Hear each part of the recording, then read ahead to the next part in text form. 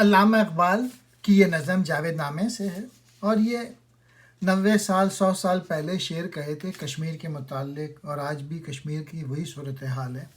علامہ اقبال کچھ سوالات پوچھتے ہیں کہ شیطان کیا ہے اور انسان کیا ہے، شیطان بنانے کا مقصد کیا تھا اور انسان بنانے کا مقصد کیا تھا۔ تو شاہ ہمدان کو جواب دیتے ہیں۔ اس کے بعد زندہ رود مزید کچھ سوالات پوچھتے ہیں کہ یہ کشمیر کی ایسی صورتحال کیوں ہے، کیوں یہاں کے لوگ غلامی کا شکار ہیں، اور یہاں پہ کیا کشمیر ہمیشہ سے ایسا ہی تھا؟ تو پھر اس کے جواب دیتے ہیں۔ ایک ایک کر کے میں ان شعروں کو ایکسپلین کرتا ہوں۔ راز یہ کیا ہے کہ ہم کو حکم اطاعت کا دیا، اور شیطان کو بھی اس نے آپ ہی پیدا کیا۔ زشت و ناخوش کو سجایا ہر طرح سے ہر جگہ، ہم کو ہر صورت میں چلنے کو کہا نیکی کی راہ۔ چاہتا ہوں جانتا میں یہ فضول سازی ہے کیا، ایک جواری بدگوہر کے ساتھ یہ بازی ہے کیا۔ مشت خاکی اور یہ ہفت افلاک کی گردش مدام، مجھ کو سمجھا اس کو کیسے زیب دیتا ہے یہ کام۔ فکر ہو یا ہو عمل آزار ہے سہتے ہیں ہم، ہاتھ کو دانتوں سے اپنے کاٹتے رہتے ہیں ہم۔ علامہ اقبال شاہ ہمدان سے کہہ رہے ہیں، میں آپ سے اللہ تعالیٰ کا ایک بھید کا حل جاننا چاہتا ہوں۔ اللہ تعالیٰ نے شیطان کو پیدا کیا اور ہم سے یعنی انسانوں سے اطاعت چاہیے۔ برائی اور گناہ کو اس طرح آراستہ کرنا، دلکش بنانا، اور عمل کے معاملے میں ہم انسانوں سے نیکی چاہنا کچھ عجیب سی بات ہے۔ میں آپ سے یہ پوچھنا چاہتا ہوں کہ یہ جادوگری کس لیے ہے؟ ایک برے ساتھی کے ساتھ جوا کھیلنے کا کیا مطلب ہے؟ شیطان برا ساتھی ہے، اس کے ساتھ زندگی کا جوا کھیلنا تو سراسر ہماری ہی ہار ہوگی۔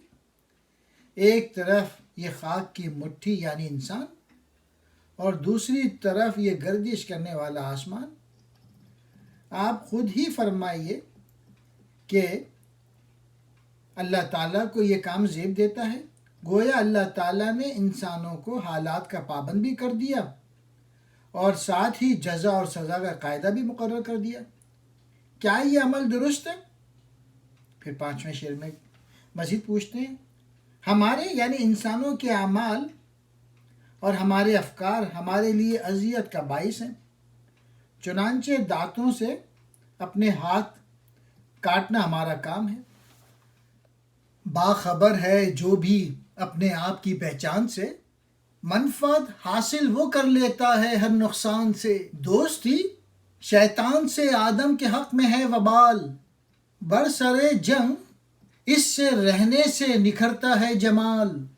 تجھ کو لازم اہل من سے ہے تصادم ہر زماں، تو ہمہ شمشیر ہے وہ ہے ہمہ سنگ فساں۔ تیز تر ہوتا کہ تیری ضرب ہو سخت اور سخت، ورنہ تو دونوں جہاں میں رہے گا تیرہ بخت۔ اب شاہ ہمدان جو ہیں وہ علامہ اقبال کے سوال کے جواب دے رہے ہیں۔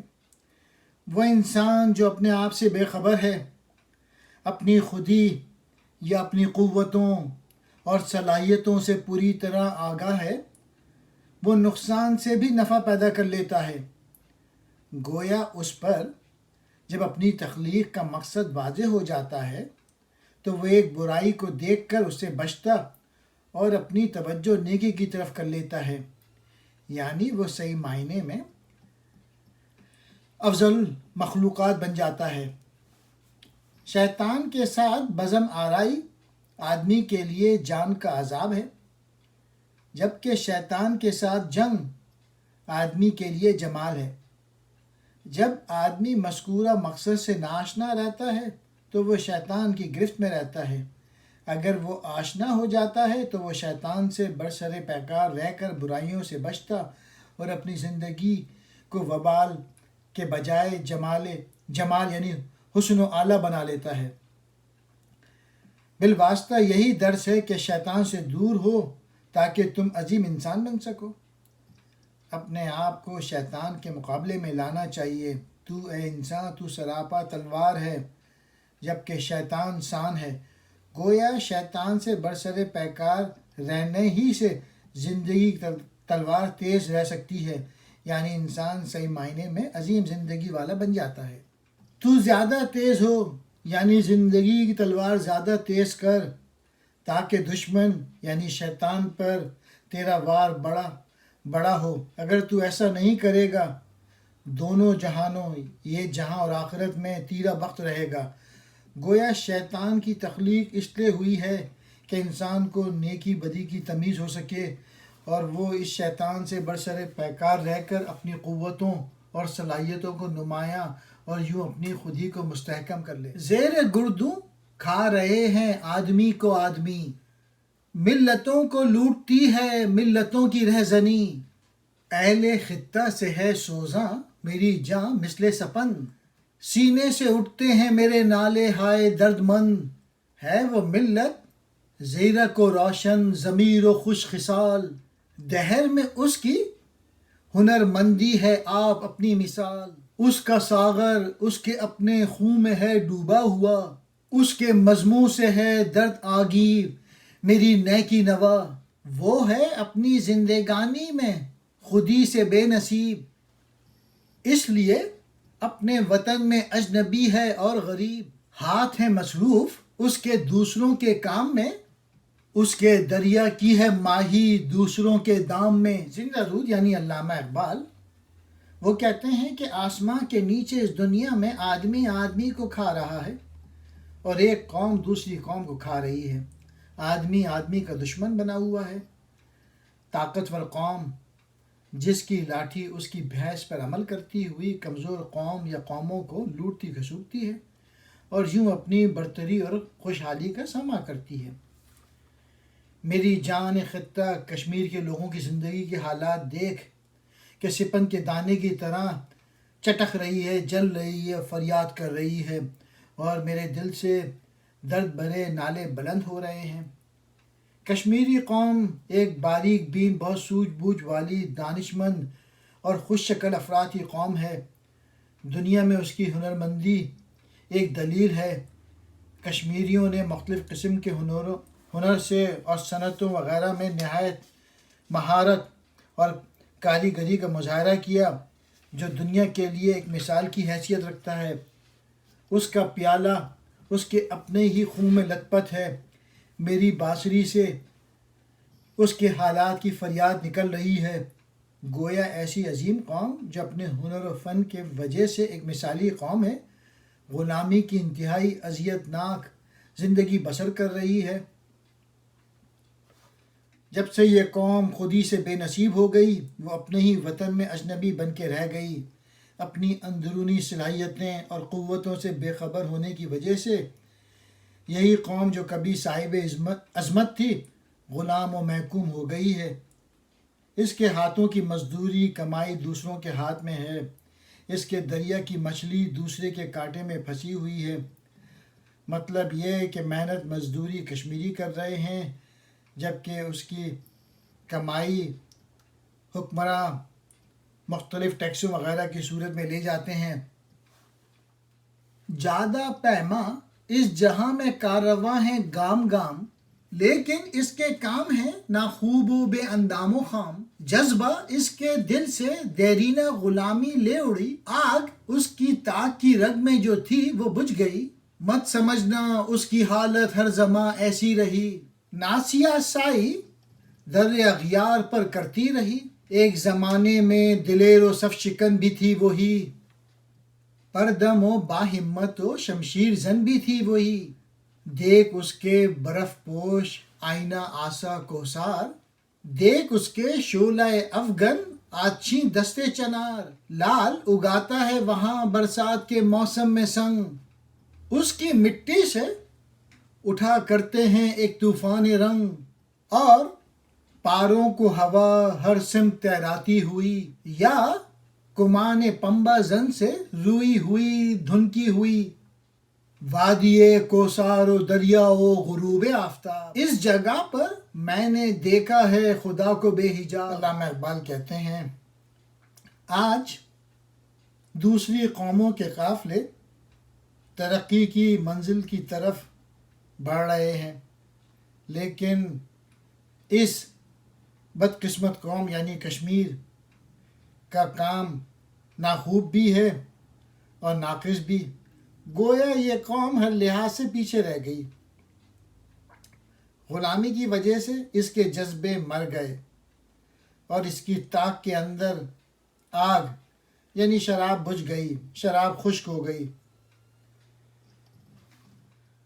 تو کہیں یہ نہ سمجھ لینا کہ یہ قوم ہمیشہ ایسی ہی رہی ہے اور اسی طرح اس نے ہمیشہ دوسروں کے آگے اپنی پیشانی رگڑی ہے، بلکہ وہ تو کبھی صف شکن بھی رہی اور زبردست، غالب، جاباز اور حوصلہ مند رہی۔ گویا کشمیری ہمیشہ محکوم اور مجبور اور محتاج نہیں رہے، وہ جنگجو اور دوسروں پر غالب بھی رہے اور ان میں حوصلے بھی بڑے تھے۔ اس کشمیر کے برف پوش پہاڑ دیکھ اور یہاں کے درخت چنار کے آچھی ہاتھ یعنی پتے دیکھ۔ چنار کے پتے سرخ ہوتے ہیں جنہیں آگ کی طرح کا کہا گیا ہے۔ موسم بہار میں یہاں کے پتھر لال سے اگتے ہیں یعنی لالے کے سرخ رنگ کے پھول، جبکہ یہاں کی مٹی سے رنگ کا ایک طوفان اٹھ کھڑا ہوتا ہے، یعنی جگہ جگہ رنگ برنگے پھول کس کثرت سے کھلنے لگتے ہیں۔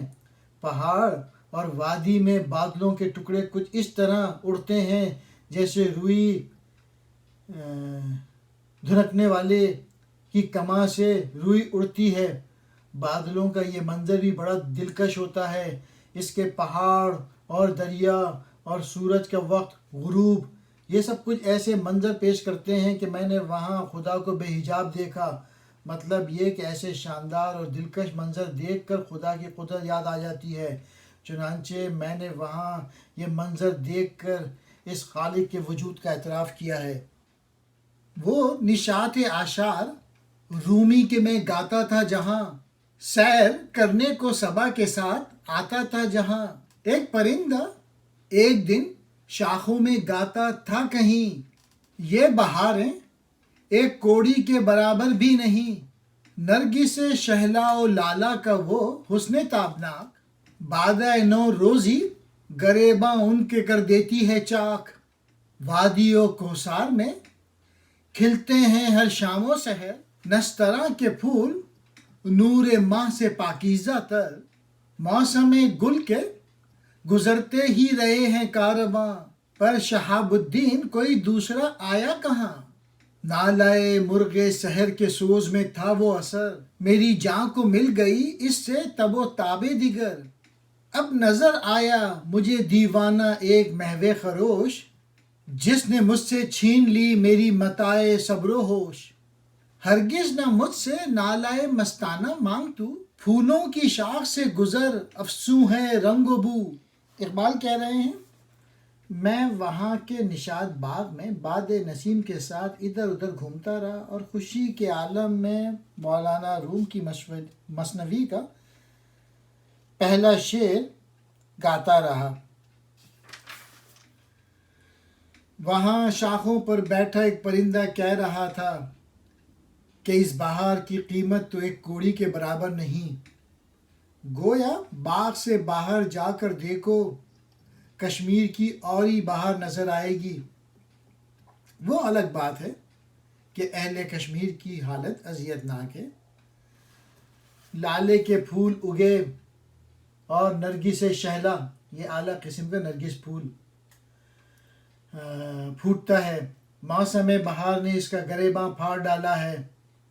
مطلب یہ کہ موسم بہار کی ہوا سے لالا اور نرگس شہلا اور کئی پھول کھل اٹھے۔ اس کے پہاڑوں اور ان کے درمیانی راستوں میں مدتوں چمیلی کے ایسے پھول کھلے یا کھلتے رہے جو چاند کی روشنی سے بھی زیادہ پاکیزہ، زیادہ چمکدار اور سفید تھے۔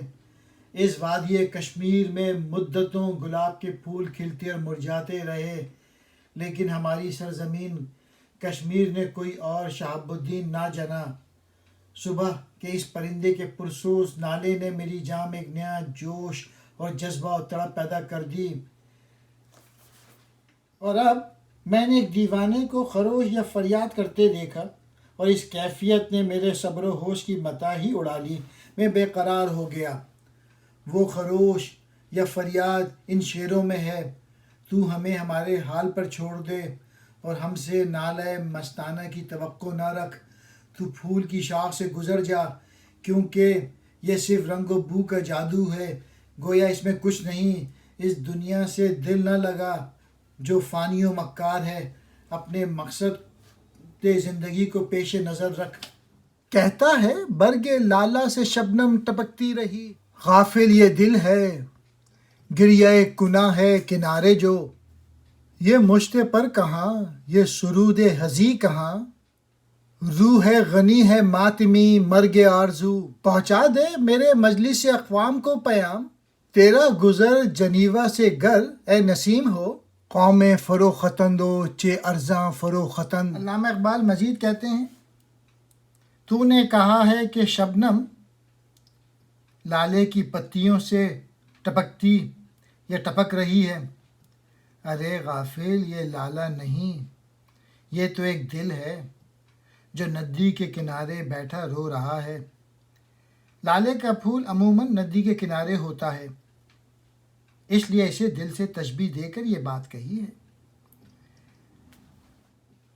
یہ پروں کی مٹھی یعنی پرندہ کہاں اور اس قسم کا نغمہ کہاں، یہ تو غنی کی روح ہے جو آرزو کی موت ختم ہونے پر ماتم کر رہی ہے، یعنی یہاں کے ملت کے لوگ اپنی عظمت و سربلندی کی آرزو ختم ہونے پر نالہ کناں ہیں۔ غنی یعنی ملا طاہر غنی، کشمیر کے فارسی گو شاعر۔